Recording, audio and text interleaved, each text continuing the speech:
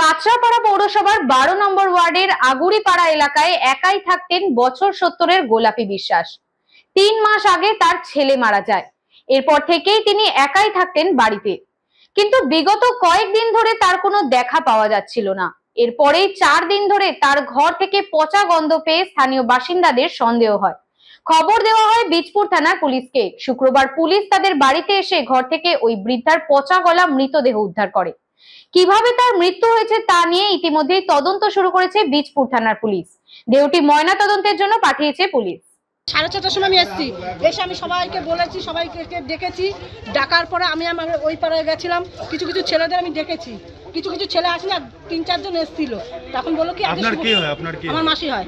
সুবোধ অধিকারী যাবে এখান থেকে, টিঙ্কু তাহলে এক কাজ কর, এই সমাধানটা মিটে যাক, তারপর তুই 11টায় আয়। পচে গেল, আপনারা জানতেন না? আচ্ছা মাঝে আমি এখানে থাকি নাকি? আমি কালকে রাতে 10টার সময় বলেছি। হ্যাঁ, আমি 10টার সময় শুনে সকালবেলা এসেছি আমি। আপনার নাম? আমার নাম টিঙ্কু দাস। উনি একদিন আমাকে বলেছিল যে কীর্তনে যাবে, কীর্তনে গিয়েই থাকবে, ওখানে কে আছে তাদের বাড়িতেই থাকবে, রাত্রে আর আসবে না। তারপরে তো শুনলাম যে গন্ধ বেরোচ্ছে, মাছি 4 দিন ধরে গন্ধ বেরোচ্ছে। তারপরে মাসি আজকে পুলিশকে খবর দিয়েছিলেন?